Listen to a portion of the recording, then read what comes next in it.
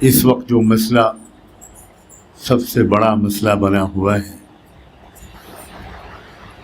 وقف کا مسئلہ، میں بلا کسی تردد اور مبالغے کے کہہ سکتا ہوں کہ یہ مسئلہ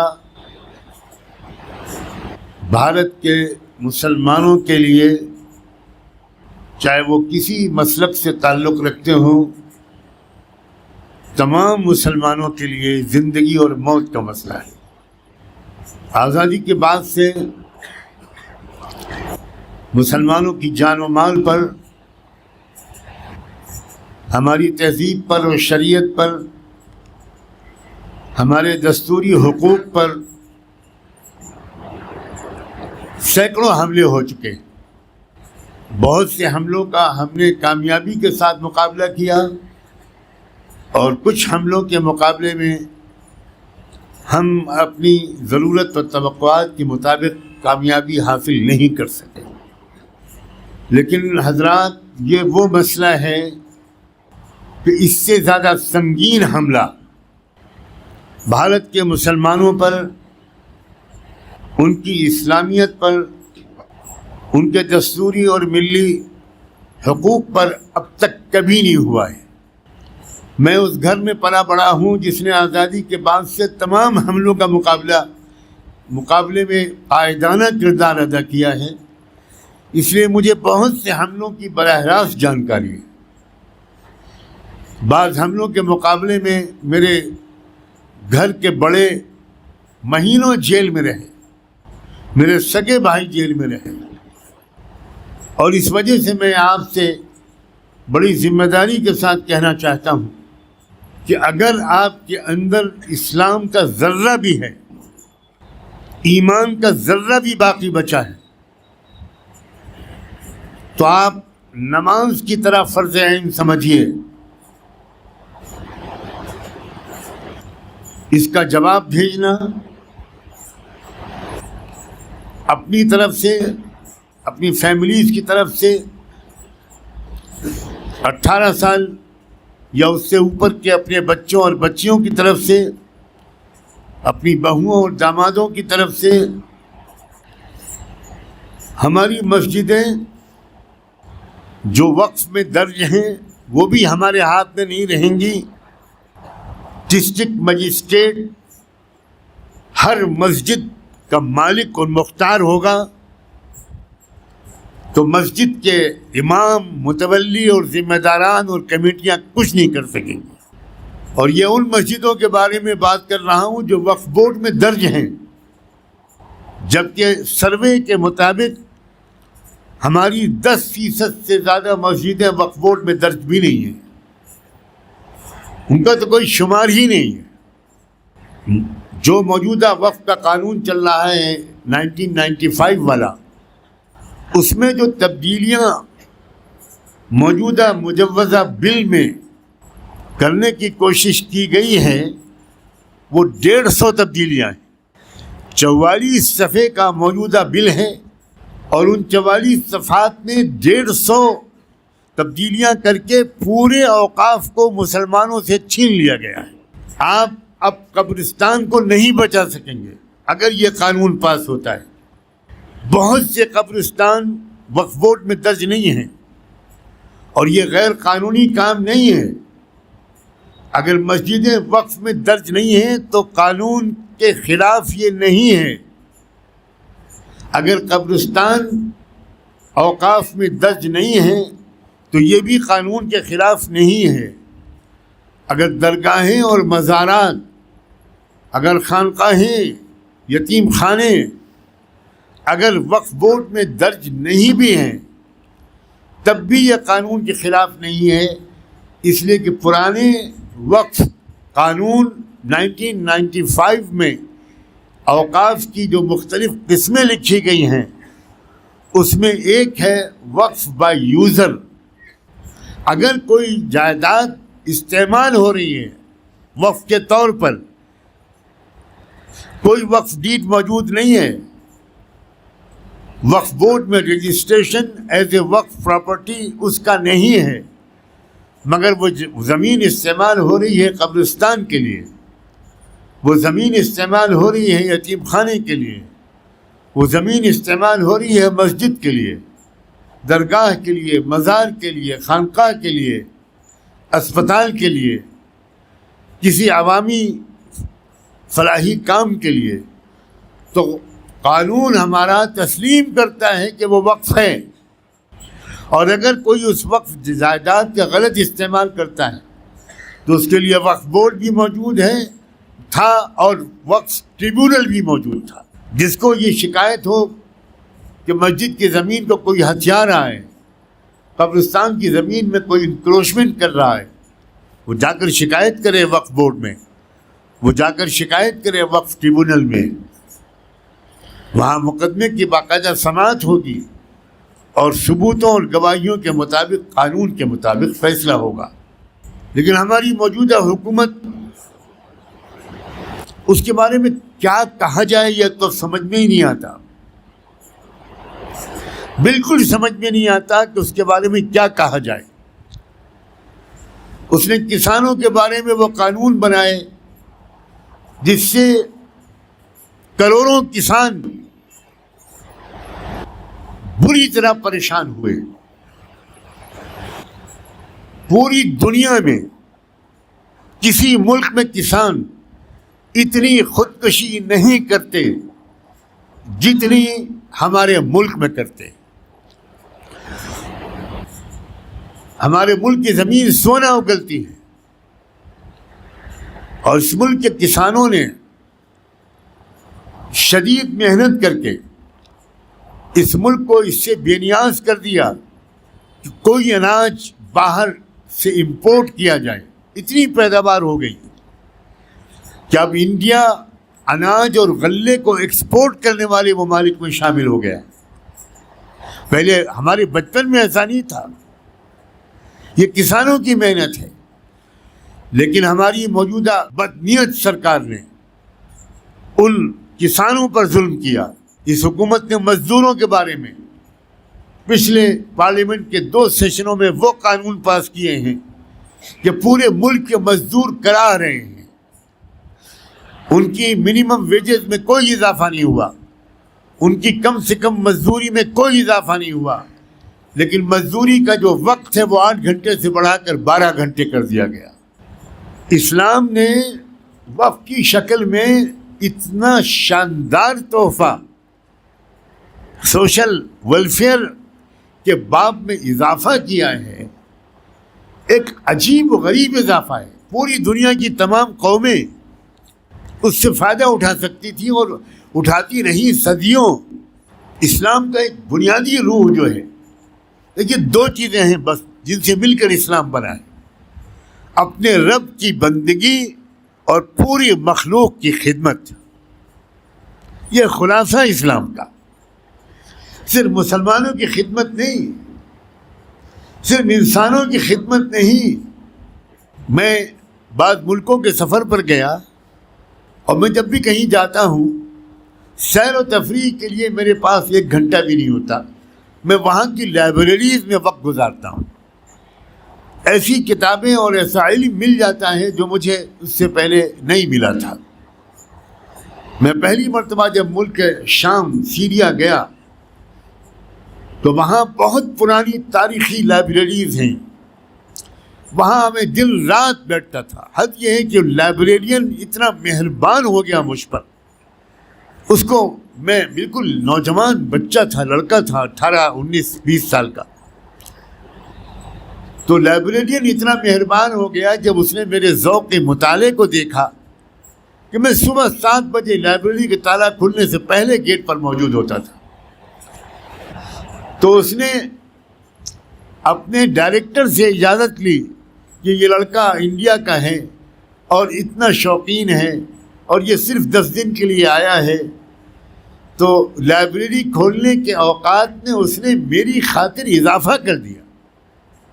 5 بجے شام لائبریری کو بند ہو جانا چاہیے تھا اور میں عشاء کی نماز تک لائبریری میں بیٹھتا تھا، اور وہ لائبریرین میرے انتظار میں لائبریری کو کھلا رکھتا تھا.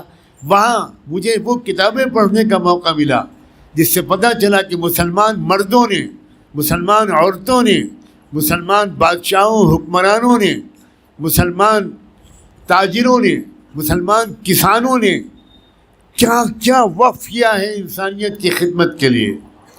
وقت نہیں ہے، وہ تفصیلات سناتا تو اب دنگ رہ جاتے. مسلمان کیا ہوا کرتے تھے اور اسلام پھیلا کیوں تھا. اسلام کرتا پاجامہ ٹوپی سے کبھی نہیں پھیل سکتا. اسلام تقریروں سے کبھی نہیں پھیل سکتا. اسلام کتابوں سے کبھی نہیں پھیلا تھا. لوگ قومیں دیکھ کر حیران تھیں کہ یہ لوگ عجیب ہیں. انہوں نے آ کر اس ملک پر حکومت سنبھالی تو کسی کو باغ ملا تو اس نے کہا کہ میں باغ وقف کرتا ہوں. کس کے لیے؟ بیواؤں کے لیے. بیوہ مسلمان ہو، کرسچن ہو، یہودی ہو، کسی مذہب کی ہو، بیوہ عورتوں کی آمدنی کا ذریعہ بنے گا میرا یہ باغ قیامت تک. اس کو وقف کہتے ہیں. میں اپنا یہ کھیت، اپنی یہ جائیداد، اپنی یہ پراپرٹی وہاں کے سابق حکمرانوں کے چھوڑے ہوئے محلات جو تقسیم کیے جاتے تھے فوجیوں میں، وہ وقف کرتے تھے. آپ حیرت کریں گے کہ سلطان صلاح الدین ایوبی جس وقت صلیبی فوجوں سے جنگ کر رہے تھے، اس وقت ان کو خبر ملی کہ دشمن اس کی طرف دودھ کی سپلائی بند ہو گئی ہے اور دودھ کی وجہ سے، کمی کی وجہ سے بچے پریشان ہیں. تو ہزاروں سلام ہو سلطان صلاح الدین ایوبی پر کہ اس شخص نے 2 بہت بڑے بڑے پرنالے بنوائے. میں نے اپنی آنکھوں سے دیکھے ہیں وہ پرنالے، اور اس میں صبح سے لے کر رات تک شکر گھولا ہوا دودھ، میٹھا میٹھا گھولا ہوا دودھ دونوں پرنالوں سے بہایا جاتا تھا. اور ایک ٹائم مقرر کر دیا گیا تھا کہ اس وقت سے اس وقت تک کوئی مسلمان فوجی وہاں دودھ لینے نہیں جائے گا.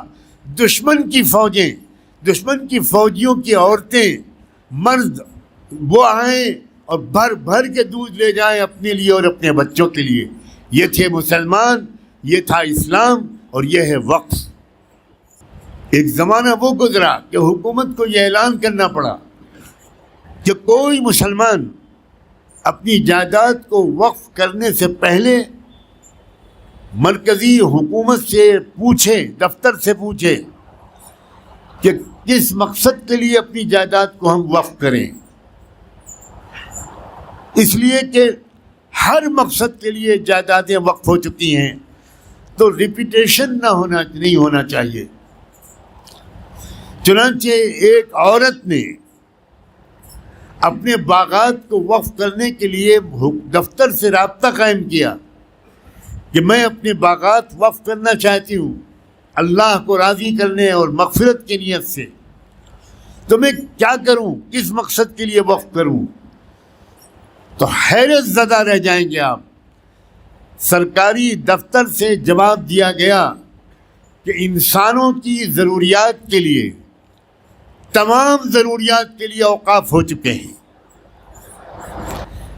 نابیناؤں کے علاج کے لیے الگ وقف ہے، ہاتھ پیر سے معذور لوگوں کے لیے الگ وقف ہے، سینے کے مریضوں کے لیے الگ وقف ہے، وغیرہ وغیرہ. یتیموں کے لیے الگ اوقاف ہیں کروڑوں اور اربوں ڈالر کے. لہذا دفتر سے جواب ملا کہ ہمارے ملک شام اور اردن اور لبنان یہ سب ایک ملک تھا. اس میں سائبیریا کے علاقے سے جہاں -40 اور 50 کی ڈگری کا ٹیمپریچر ہو جاتا ہے سردی کے موسم میں، وہاں سے کبوتر آتے ہیں اس سردی سے بچنے کے لیے ہمارے علاقوں میں.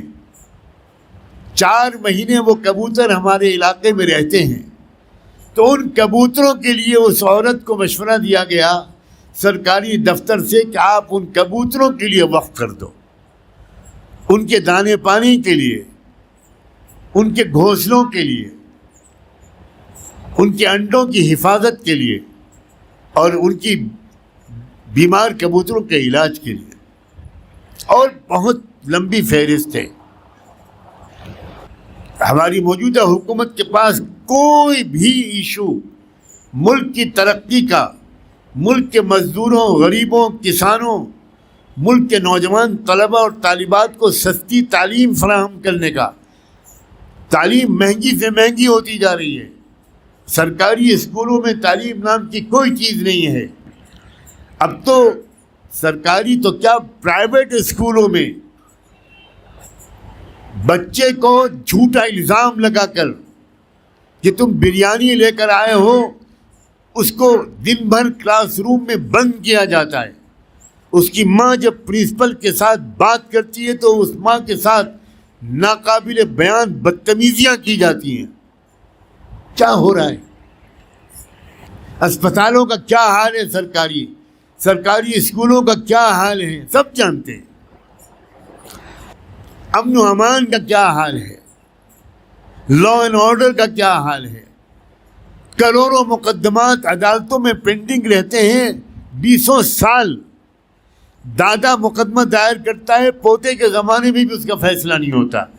حکومت کو ان سب چیزوں کی اصلاحات کی طرف توجہ نہیں ہے، اس کی توجہ یہ ہے کہ مسلمانوں سے وقف کو چھینو، اور جب مسلمان مزاحمت کرے تو پھر بھڑکاؤ لوگوں کو۔ مجھے حیرت ہے، جو غیر مسلم بھائی اور بہنیں، جو ہندو بھائی اور بہنیں اس وقف کے معاملے میں سرکار کی تائید کر رہی ہیں، ان کو کیا ہوا ہے؟ اوقاف کا غیر مسلموں سے کیا تعلق ہے؟ کیا ہم مندروں کی جائیدادوں کے بارے میں کوئی رائے دینے کا حق رکھتے ہیں؟ کیا ہم گرجا گھروں کی جائیدادوں کے بارے میں کوئی رائے دینے کا حق رکھتے ہیں؟ دھاندلی کی انتہا ہے کہ اب نئے قانون میں یہ قانون بنایا گیا ہے کہ وقف بورڈ کے ممبران انتخاب کے ساتھ نہیں آئیں گے، بلکہ وہ حکومت کی طرف سے نامزد کیے جائیں گے۔ حکومت کیسے لوگوں کو نامزد کرے گی، یہ مجھے بتانے کی کوئی ضرورت نہیں ہے۔ اور پھر مزید بات یہ کہ وقف بورڈ میں غیر مسلم ممبران بھی ہوں گے، مسلمانوں کے قبرستان کے مینجمنٹ میں، مسلمانوں کی مسجدوں کے مینجمنٹ میں غیر مسلم ممبران بھی ہوں گے۔ یہ کیا ہونے جا رہا ہے؟ آل انڈیا مسلم پرسنل بورڈ کی قیادت کے لیے دل سے دعا نکلتی ہے، جس میں تمام جماعتیں شامل ہیں، جس میں اہل سنت والجماعت، ہمارے سنی بھائی بھی ہیں، جماعت علماء بھی ہے، جماعت اسلامی بھی ہے، سب ہیں۔ انہوں نے لیڈ لی، اور اللہ کا شکر ہے کہ اس وقت تک کی اطلاعات کے مطابق 2.5 کروڑ سے زیادہ مسلمانوں کی طرف سے جواب پہنچ چکا ہے۔ یہ بڑی بیداری کی دلیل ہے۔ میں بڑی امید کے ساتھ آخری گھنٹوں میں آپ سے یہ بات کہہ رہا ہوں، اگر ابھی تک آپ اپنی مشغولیت کی وجہ سے یا اس مسئلے کی پوری اہمیت کو کم سمجھنے کی وجہ سے ابھی تک آپ نے رائے نہ دی ہو، تو آپ جاتے ہوئے QR کوڈ کو اسکین کر کے جائیں، اپنی طرف سے، اپنے گھر والوں کی طرف سے لازمی طور پر اس جواب کو بھجوائیں۔ یہ آپ کا وہ فریضہ ہے کہ اگر آپ اس وقت چوکے تو اس کے بعد کیا ہوگا اس ملک میں، میں اس کے تصور سے بھی میرے روئیں کانپتے ہیں۔ اللہ تعالی ہم کو ہر حملے کا سمجھداری اور بہادری کے ساتھ مقابلہ کرنے کی توفیق دے۔ ہمارا رب اللہ ہے، عزت اور ذلت اس کے ہاتھ میں ہے، ہمارا ایمان اسلام پر ہے۔ ہم اسلامی قانون پر اتنا بڑا حملہ جیتے جی برداشت نہیں کر سکتے۔ ہمیں ترمیمات نہیں چاہیے، ہم ٹوٹلی ان تمام ترمیمات کو، 150 ترمیمات کو آؤٹ رائٹ ریجیکٹ کرتے ہیں۔ امید ہے بات آپ کی سمجھ میں آ گئی ہوگی اور ارادہ بھی تازہ ہو گیا ہوگا۔ جزاکم اللہ، اللہ آپ سب کی عمر میں برکت دے، آپ سب کی ہمت اور آپ کو ہمت اور حوصلہ عطا فرمائے۔ جزاکم اللہ، بہت بہت شکریہ، بارک اللہ فیکم۔